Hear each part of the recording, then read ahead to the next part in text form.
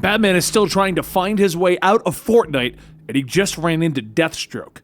This is the Comicstorian channel, where I take some of your favorite trade paperbacks and single issues and I break them down into digestible bites to help you understand. Then I read them dramatically back to you. All alterations to the panels, text, and images are to prevent copyright problems, and all art is owned by its respective companies. The Batman Fortnite crossover is now on issue 4, and let me give you a quick recap. Batman ended up falling into the rift, ending up on the island, and was unable to speak or remember what had happened or how he got there. But he's Batman, the world's greatest detective. He left himself notes on his gauntlets, and he ran into Catwoman and figured out a way to communicate that they should be working together. Then together, they figured out that one person can win the victory royale. So he decided to try and figure out how to make that him. But the organization that runs Fortnite sent Snake Eyes in to battle against him. In the end of it all, he came to an understanding with Snake Eyes and was able to leave the island. When he came out of the rift, he was standing in front of Deathstroke, who had Catwoman hostage. Now we go into Batman Fortnite issue 4. As the world stood still, the Bat quietly watched as a masked man he'd never seen before held a gun to the head of the woman he'd never seen before. He still didn't have his memories as they hadn't returned yet, and the masked man tells the Bat to drop the weapon and put his hands on his head. But the woman says that he is such an idiot. Threatening her won't help. The Bat doesn't remember who she is. The Bat hears the words that they are speaking, which should mean that he escaped the storm. But the woman is right. He doesn't know who she is. He doesn't know who either of them are. Though, there's something about her. He does know her. He knows for a fact he doesn't want her hurt. He tosses his pick, and he finally speaks. All right, just let her go. But the Catwoman smiles, motioning with her hand, signaling for him to do something. At that moment, the cat throws her arm back, pushing the masked man away.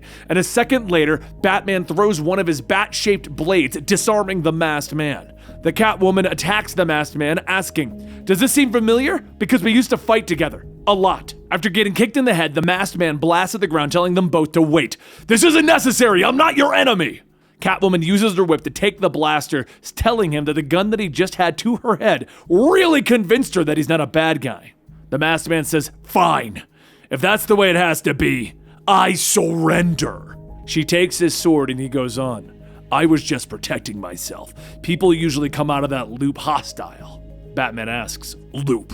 The masked man says that they have been trapped in a time loop that resets every 22 minutes, along with their memory. They've escaped, but there's an adjustment to it. Catwoman then says that he isn't lying. She came out a few days ago and went into hiding, trying to get a lay of the land. And there's something else that they should warn him about. Before Batman could even ask, he feels a splitting pain in his head as suddenly a flood of memories begin to pour in. Catwoman says that it took a bit longer for her, but those are his memories of every loop that he's experienced all at once. It's a lot. Now he knows what she means by "they've fought before." Batman turns to her. I remember coming here, but nothing before that." The masked man tells him, "No, those memories don't come back. If we have any hope of getting off of this island, we're going to have to work together. Me and the cat earned each other's trust, fighting together, dying together. You haven't earned a goddamn thing. In fact, you're not even a part of my memories." The masked man tells him, "I got out a few weeks ago. Pure luck, really. However, I wasn't the only one." At that moment, a hook knocks the whip out of Cat's hand as a group of people surround them. The masked man goes on telling them, "I didn't want to overwhelm you, but all of us have gone through this and we've all come to the same conclusion. Some powerful being brought us all here. But if there's a way in, there's gotta be a way out. The only way we're gonna find it is by working together." A woman in the surrounding group says that those beings stand in their way of getting home. Then they have to beat them. Their names are Bat and Cat, right? We call the one with one eye here Deathstroke. And as you can see by his fighting, you can imagine why. The others call me Raider. I've been here the longest, almost 4 years. But the others kinda have names associated with how they look. There's Bandolette, Bonehead, and Magnus. Bat stops Raider for a moment, asking, 4 years. If that's the case, you must have explored. What do you know? Raider tells him, well, let's start with the obvious. This island is the whole world. Go out far enough by air or water and there's nothing, a void. and the gravity and atmosphere vanish. If you have tried going into the void to figure out what must be through the other side of it, in a way, there is a way out, just not one that you'd want. There's also been what one can describe as events, more like natural disasters, but at least some were definitely not natural. One was a device clearly made by intelligent beings, intelligent and with vast resources. It appeared on a small island in the lake. It was just there one day. We tried to get close, but the security was too tight. Then something happened. This device appeared and then a plume of pure energy, and now there's a tower there. There's also other things that we have found. Signs of something. There's a painting on a slab of stone showing what looks like people being taken from elsewhere and placed here by godlike beings. Batman looks over at the people, stating that if they're coming from different portals, then they are presumably coming from different locations. Some of them could have come from the same place, but based on technology and biology, some clearly. A fish-like man says, "No offense, but you're really not the world's greatest detective, are you? We already knew that. As for what they call me, I'm Fish Stick. I'm not sure yet if I should be offended by it, but this whole place offends me, so..." Batman asks, "If that's the case, can you breathe in water, or at least survive in it?" And Fish Stick tells him, "Again, not exactly a genius, huh? Of course I can." Batman looks over at the others and says the name that stuck for him was Voyager. And Bat says, "Okay, we need to get an aerial map as soon as possible. After that, we can divide it into sectors and search them. Anything noteworthy at all, report it." Bandolette tells him, "Hey, wait a minute, why are we listening to you?" And Batman glares at her. Deathstroke says, "That's good enough for me." Later, as the group begins to break off into pairs, Bat takes Cat, and once alone, he tells her that they may not know where they come from, but clearly they're from the same place. The connection between them from the moment they got here is undeniable. Catwoman tells him, "Sure, but what is it? Are they friends, enemies, co-workers, husband and wife?" Batman tells her that he doesn't know, and it doesn't matter. What does is this: they know they can trust each other, and probably no one else can. "We need each other to get through this, agreed?" She leans in, telling him, "Yeah, it makes sense. Just don't expect her to slow down for him." After a few days of searching and collecting what information they could, Batman gathers everyone, stating that from what they've learned, things only come to this island one of two ways. One, through the ground, similar to what Raider called the events, but digging has yielded nothing useful, which means that leaves the hatches that they've found. The three of them that they have found, to their knowledge, cannot be opened. Magnus says, I smite them often for exercise and nothing dents them. They're impervious to all forces and weapons. There are no latches, locks, or means to enter a code. They give us nothing. Batman says, "Not entirely. Whoever controls this place seems unlikely to have designed the hatches to only open from one side. The puppet masters wouldn't take a chance of getting trapped here. The device I have can analyze and replicate energy frequencies. If we theorize that the hatches are designed to open for whoever they are, and not us, there's something about them that they recognize.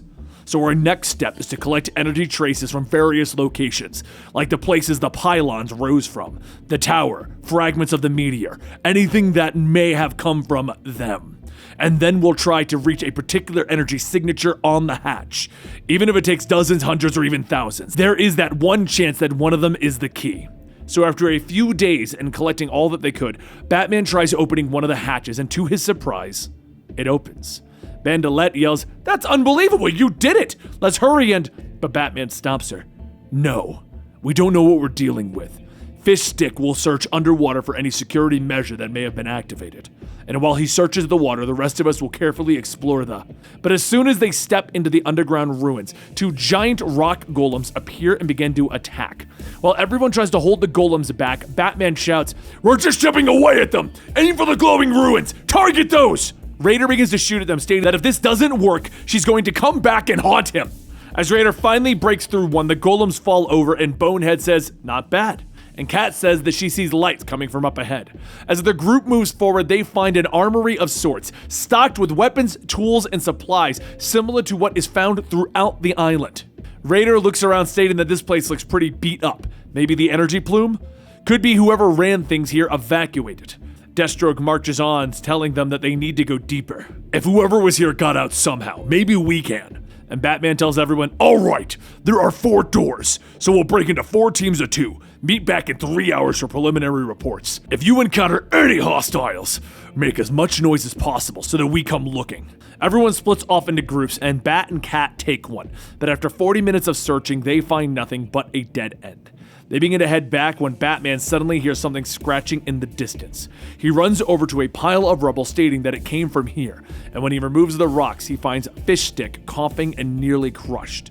Batman tells Cat to get some water and then asks Fish Stick who did this. He says that he didn't see them, but there's no point in helping him. He found something on the seabed. He was bringing it to them. Batman takes out a small device that Fish Stick holds up, telling him, "It's heavily rusted, non-functional, but if there's anything left in the storage battery." Yes, energies are similar to those in the epicenter of the storm. This device might be able to create a field of that energy, which means, in theory, it could allow someone to access the island without being caught in the loop. And they would keep their memories intact. Batman rushes over to the supply center, taking apart one of the stations, stating that the technology in the device resembles the technology here. They were made by the same people, but all indications are that the people here fled further into the facility. Why would someone go inside the hatch and close it and then discard the device unless that's not what happened at all? Fish Stick coughs, telling him, "It would mean that someone is lying. They didn't escape the loop. They were never in it. They remember everything. One of us is working for..." But before he could finish, Fish Stick draws his last breath, and Batman says, "That would mean one of us is working for them." And there you have it, issue 4 of Batman's crossover with Fortnite. Now, surprisingly, this has turned into a very fun adventure. I'm enjoying it, but I also play Fortnite. Click the link down below because I recapped the entire story of Fortnite up to this point over on our new gaming news and discussion channel, PlayStation and Steam Gamers. And if you want to occasionally catch me playing Fortnite, go to Comicstorian Gaming on Twitch and YouTube. Thank you so much, you guys. Continue support, and I will see you next time right here at the next chapter of Batman crossed over with Fortnite.